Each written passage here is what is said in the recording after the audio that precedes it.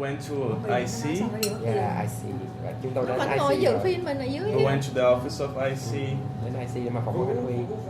We interviewed From Vũ. UNDP. Yes, Vũ we nãy went Vũ to the cũng nói là phỏng vấn UNDP. Yeah, Vũ we rồi. also attend the first session. Yeah.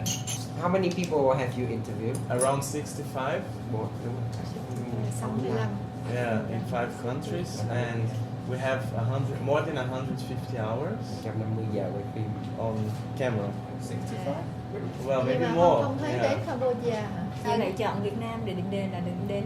Why do you choose Việt Nam? Oh, that's a good question. I am being the interviewer here. Why? Well, because I'm particularly interested about Vietnam and all the history. Tôi rất là quan tâm đến Việt Nam. My mom is a history teacher. Và tôi rất quan tâm đến lịch sử Việt Nam. Mẹ của tôi là giáo viên dạy lịch sử. Yeah, so I am very interested. And since I created the project, so I always also really wanted to visit here, and because I've been working with LGBT rights in Europe and in the Americas. Trước đây tôi cũng có làm đại diện cho người LGBT ở Mỹ cũng như là châu Âu. And we received a lot of information from Vietnam as a very new and Tôi nhận được creative thông tin về civil cộng đồng society LGBT Việt Nam organization. từ đó, cho nên là đó là lý do để chúng tôi quyết định. And because of the expectation of the same-sex marriage law in 2012 Và as well, năm that 2013 everybody thì talked cái about.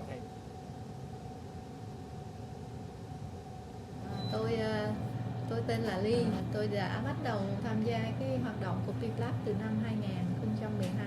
Sở dĩ như vậy là vì sau khi tôi phát hiện được con mình là gay á, thì tôi đã có 5 năm như là có những cái biện pháp để lúc đấy thì suy nghĩ là chữa bệnh cho con mình, là phải đưa con mình trở lại thành một người đàn ông bình thường. Trong 5 năm đấy thì thực sự tình cảm mẹ con đã có những lúc nó rất là bị xuống và gần như là không còn được những cái tình cảm thắm thiết nữa. Mọi việc chỉ bắt đầu thay đổi từ khi tôi nhận được cái lá thư của con trai. Trong cái lá thư đó thì con mình đã nói lên được cái sự gọi là cũng rất là đau khổ dằn vặt khi con phải đối diện với chính cái con người thật của mình, đó là thuộc về cộng đồng LGBT. How was it for you to write the letter? First, when I was freshman. And how was it? Do you remember? Like, you were writing. Yeah, I wrote a letter when I was in high school, and for some reason I put the letter into my drawer and keep it inside. But when our relationship become worse, I put secretly under her pillow, and then before I go to the class, and then she read the letter. Và có hai điều trong lá thư nó làm cho tôi cảm thấy rất là đau đớn. Có nghĩa là con tôi nó bảo là nó ước gì nó chết ngay từ lúc lọt lòng, để không sống đến bây giờ để làm khổ cho mẹ như vậy. Và nó biết một điều, nếu tôi sinh ra nó là một đứa trẻ khuyết tật thì chắc chắn một điều là tôi lúc nào cũng sẽ yêu thương và lo lắng che chở cho con. Nhưng khi nó là một đứa gay thì đó là một cái điều không thể tha thứ được. How was it for her when you came out? What she felt? At the moment, before the letter, right? The 5 years before the letter? Okay. When you... Because I usually ask you, but I wanted to ask her perspective, like how she will tell the story of you coming out.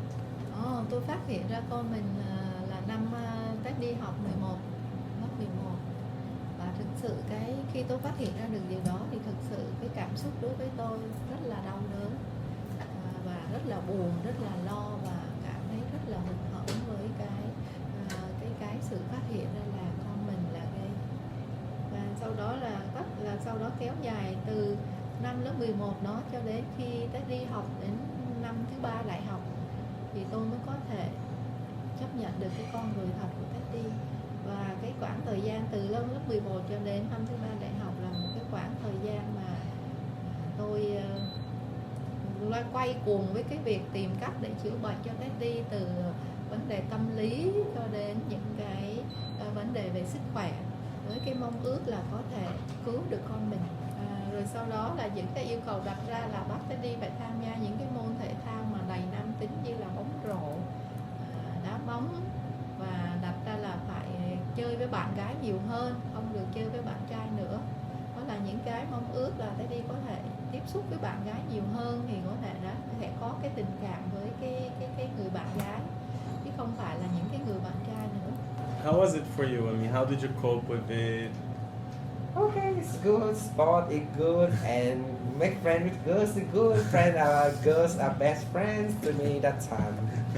I had a lot of girlfriends, friends like girls. Yeah. If I can ask, why do you think that most of parents, and for them as well, is it hard for most of parents to receive the coming out of their children? Người châu Á chúng tôi thì hãy để ý đọc cái truyền thống gia đình là cái nền tảng. Khi mà có một người con nào mà nó khác, không giống như là những đứa trẻ khác, thì họ coi thường. Từ cái chỗ đó người châu Á thích xài cái đó, nhưng cũng có một số ít ở những cái người Việt ở thành phố lớn như là Sài Gòn, Hồ Chí Minh thì cũng tương đối khá thoải mái chấp nhận con mình hơn là ở những cái vùng nông thôn. Children must have their own families, and they have all their own children in order to maintain the clan. You know the clan? Yeah. The clan. The family line. Yeah, so that if the children were gay or lesbian, they wouldn't have their own children. Yeah, and that's the problem. And the families, the relatives, and even the neighbors will ask why. And do you now consider that your kids can have also kids, like by ways of adoption or biological, other biological ways? Is that already? Because I'm talking like my mom, for example, had the same idea that she wouldn't have a grandkid anymore.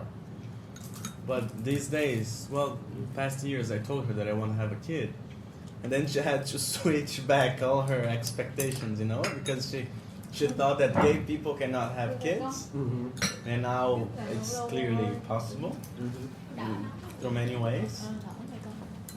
So I told her, and she's quite kind of confused, you know. So if they see that this is also a possibility here.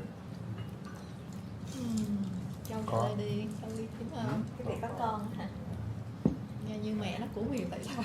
Ở Việt Nam á, cái việc mà lập gia đình và có con nó là cái nghĩa vụ, cái phận sự phải làm, Truyền thống gia đình truyền thống. chứ nó không phải là cái việc riêng của cá nhân cái người đó nữa.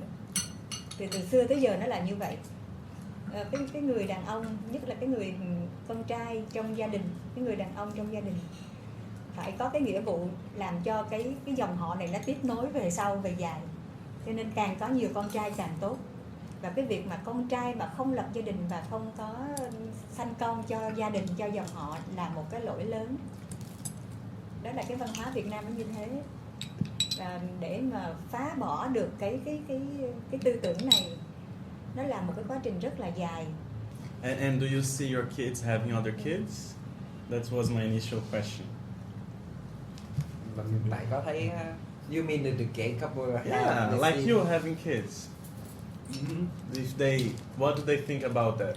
Và các bố mẹ thì nghĩ sao khi mà thấy con mình có ý định là có con? Rất là vui.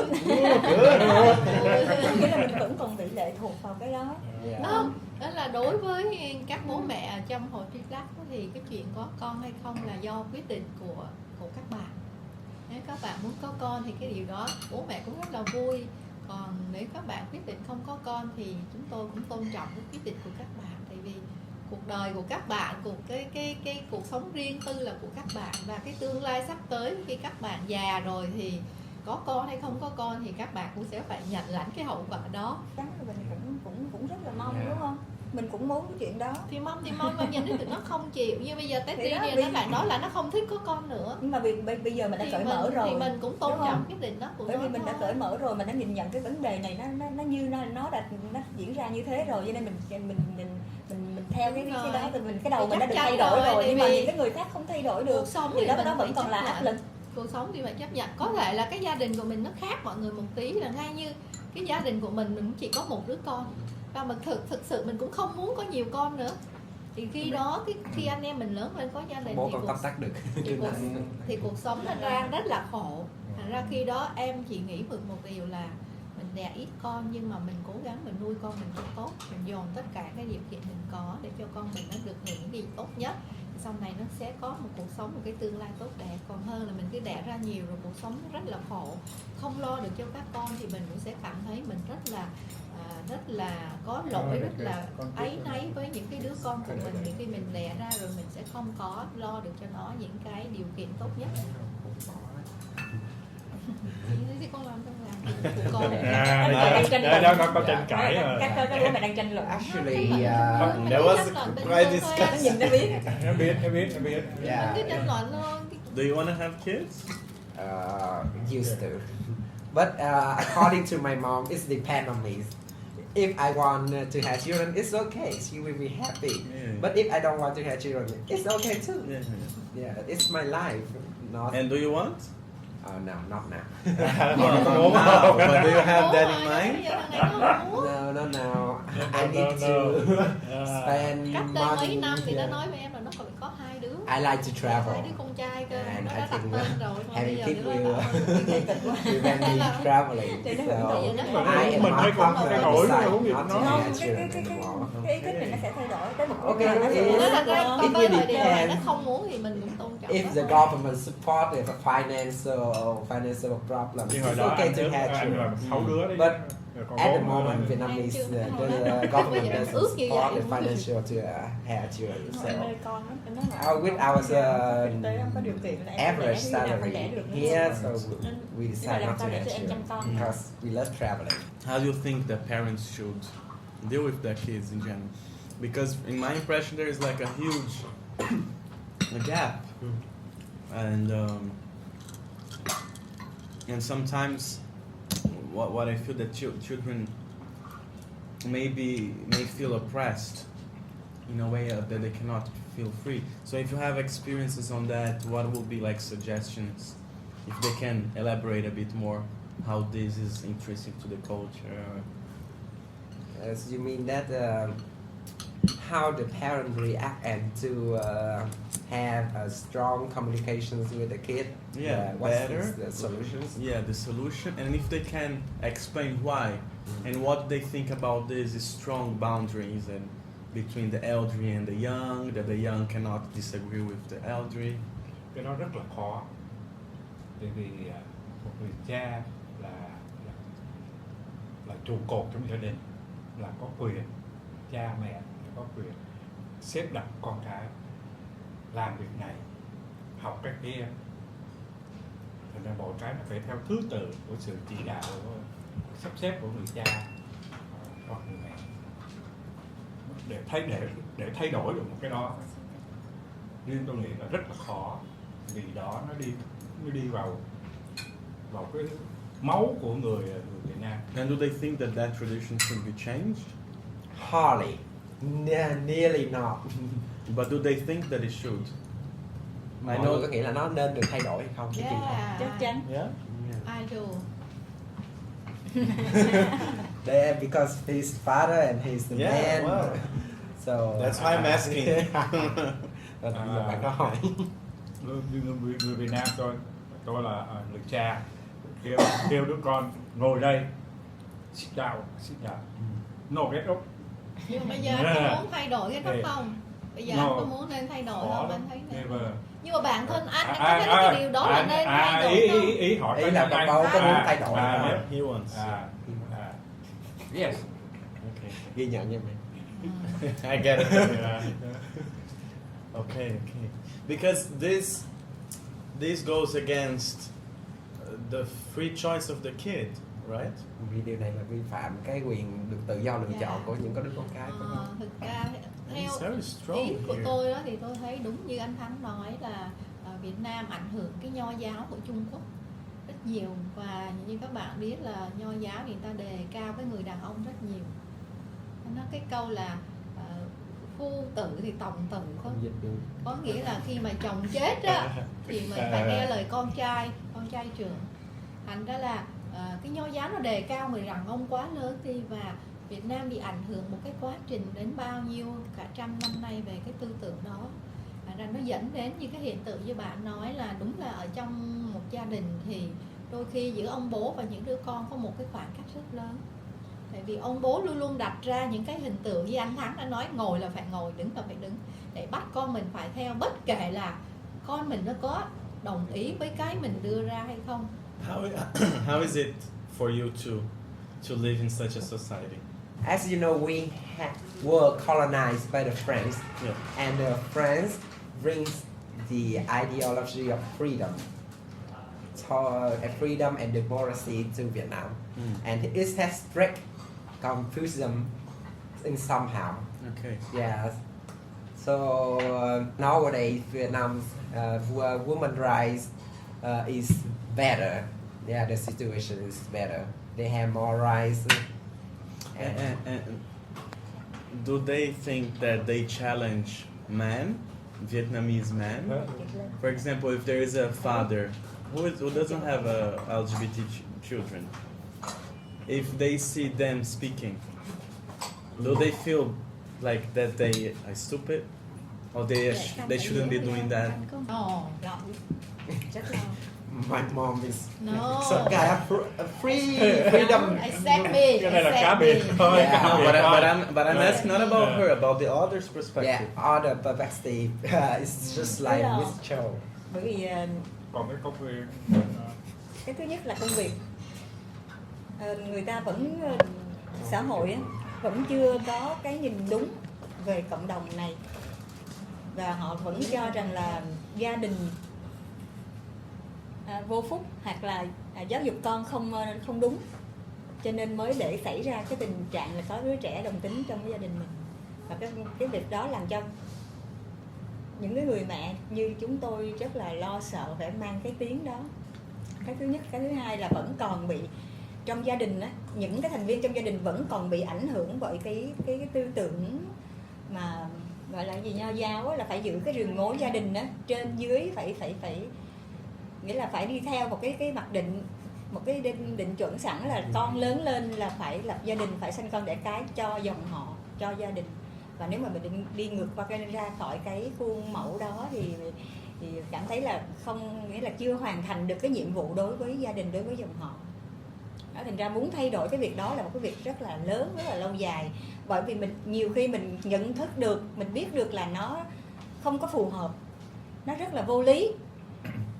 Nhưng mà để bước ra khỏi nó thì phải là Dũng cảm lên. phải rất là phải là dũng cảm. thì từ đó mới có Có cái lắc những người đầu tiên chứ. She doesn't like to hear that. My mother is some kind of different. Em còn sống ở nhà, em luôn luôn là người chống lại những cái tư tưởng đó của mẹ em. Dịch coi bố nè. Luôn luôn bị mẹ mình. Việt Nam chúng tôi có một câu nói: mỗi cây mỗi hoa, Cá biệt, học sinh cá biệt. mỗi nhà mỗi vẻ. Mẹ con vậy đó mẹ. Không, nhưng mà ý là bây giờ các bạn muốn hỏi là tụi mình có đồng ý với cái cách đó nữa hay không, hay tụi mình phải đang muốn làm cái gì đó để chống lại cái cách đó và cải thiện cái cho con cái sau Bạn này đang vào tình hình thôi. nó để Thì có bây thể giờ nó chúng mình đang nó làm sống đấy. tốt hơn. Thì đó, bây giờ là It cái góc depends mình on đang this làm family cái đấy. situations. Đây là mình lúc đầu là You mình can trao đổi see như vậy. there is Yeah. But I an think- argument between the old ideology and the new ideology between my mom and Yeah. But probably the majority they would be still. yeah, still traditional. Yeah. Yeah. Tôi chỉ nghĩ một điều đơn giản thôi, giữa một người nam và một người nữ thì thực sự tại sao người nữ luôn luôn bị áp đặt chồng vào cổ mình rất nhiều những cái nghĩa vụ, những cái bổn phận, trong khi ở cái thời đại bây giờ người nữ cũng phải đi, một người phụ nữ cũng vẫn phải đi ra ngoài xã hội, đi làm việc 8 tiếng đồng hồ để kiếm tiền về cùng với chồng phụ lo cho gia đình. Nhưng mà tại sao những cái nghĩa vụ đó người chồng không gánh vác với vợ, và tất cả mọi chuyện thì cứ thích là vợ mình phải làm, thì mới đúng là cái truyền thống của Việt Nam. tôi thì lại tôi không thích cái điều đó. Finally, wait, because we have been discussing so much about this, parents, Yeah. hierarchy, patriarchy, but we hierarchy, haven't talked to parents, you Yes. know? So it's good to hear their perspective. We agree to use any pictures or any clip relevant to for the LGBT activity. Say bye to the camera.